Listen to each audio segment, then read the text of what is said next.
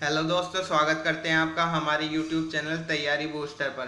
तो दोस्तों, जैसा कि आपको स्क्रीन पर दिख रहा होगा कि इस वीडियो में हम प्राचीन ऐतिहासिक साहित्यों के बारे में बात करेंगे, क्योंकि इन क्वेश्चनों से एक क्वेश्चन मोस्टली पूछा जाता है हर पेपर सेट में, चाहे वो किसी का ही एग्जाम हो। बहुत ही ज़्यादा इस तरीके के क्वेश्चन पूछे जाते हैं। तो देखते हैं इस प्रकार का पहला क्वेश्चन, जातक का संबंध किस धर्म के साहित्य से है। तो जातक का संबंध किस धर्म के साहित्य से है, तो ये है बौद्ध धर्म के साहित्य से। और आगम का संबंध जैन साहित्य से है, ये ध्यान रखिएगा, आगम का जैन साहित्य से और जातक का बौद्ध साहित्य से। अगला क्वेश्चन देखिए, गार्गी संहिता का संबंध निम्नलिखित में से किसके साथ है।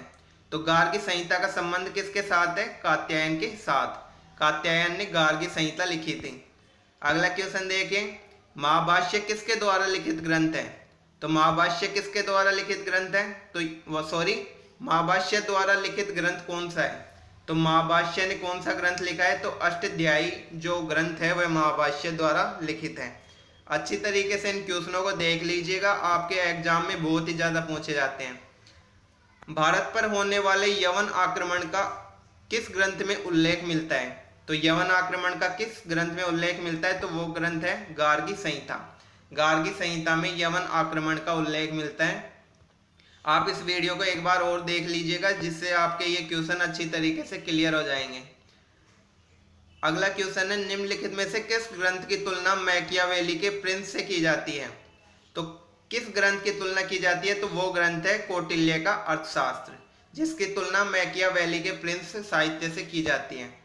अगला क्वेश्चन देखिए, महाभारत का फारसी अनुवाद का शीर्षक क्या है। जो महाभारत का फारसी अनुवाद हुआ था उसका शीर्षक क्या है। बहुत ही इंपॉर्टेंट क्वेश्चन और पॉपुलर क्वेश्चन है। इसका सही आंसर होगा रज्मनामा। रज्मनामा से महाभारत का फारसी अनुवाद जो किया था वो रज्मनामा के रूप में किया गया था। अगला क्वेश्चन देखिए, बीजक किसके वचनों का संग्रह है। बहुत ही इंपॉर्टेंट क्वेश्चन है, कई बार पूछा जा चुका है, बीजक किसके वचनों का संग्रह है।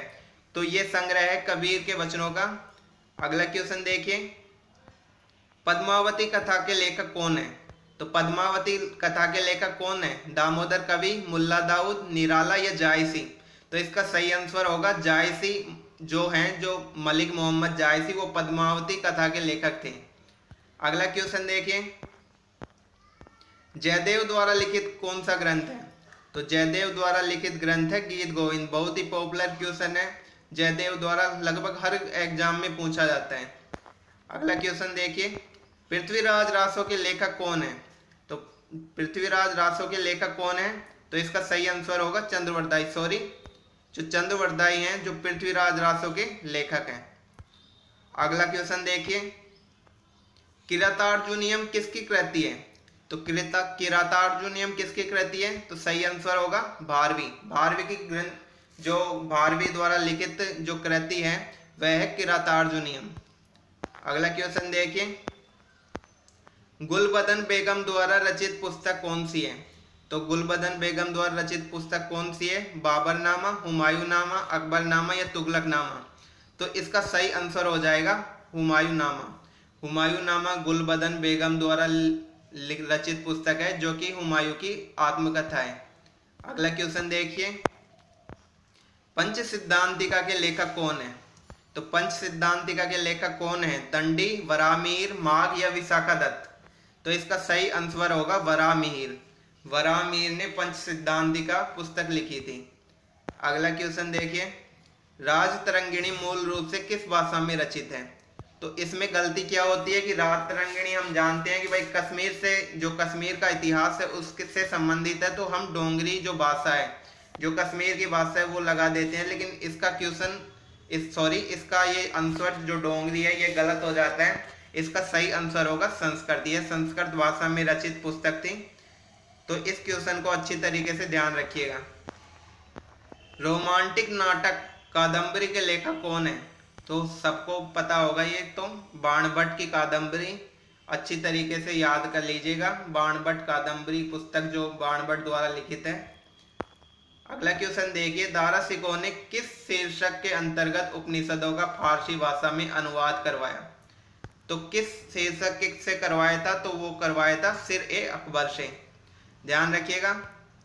अगला क्वेश्चन देखते हैं, कुमार संभवम महाकाव्य किस कवि ने लिखा है? तो ये बहुत ही प्रसिद्ध जो कवि हैं कालिदास, उनके द्वारा कुमार संभवम महाकाव्य लिखा गया है। अगला क्वेश्चन देखिए, बाबरनामा मूल रूप से किस भाषा में लिखा गया है? तो बाबरनामा किस भाषा में लिखा गया है? अरबी में, तुर्की में, फारसी में या उर्दू में? अब इसमें गलती क्या होती है कि जो मुगल थे उनकी जो राज दरबार की जो भाषा थी वो फारसी थी, तो हम फारसी लगा देते हैं, लेकिन इसका सही आंसर होगा तुर्की भाषा। तुर्की भाषा में बाबरनामा लिखा गया था। अगला क्वेश्चन देखिए, आईने अकबरी के लेखक कौन थे? तो आईने अकबरी के लेखक कौन थे? अकबर, अबुल फजल, अमीर खुसरो और शेरशाह सूरी। तो इसका सही आंसर हो जाएगा अबुल फजल।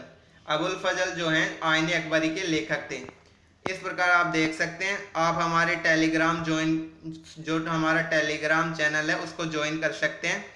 इसमें आपको बहुत सी क्विज देखने को मिलेंगी। तो चलते हैं, अगले वीडियो में मिलेंगे फिर से। धन्यवाद।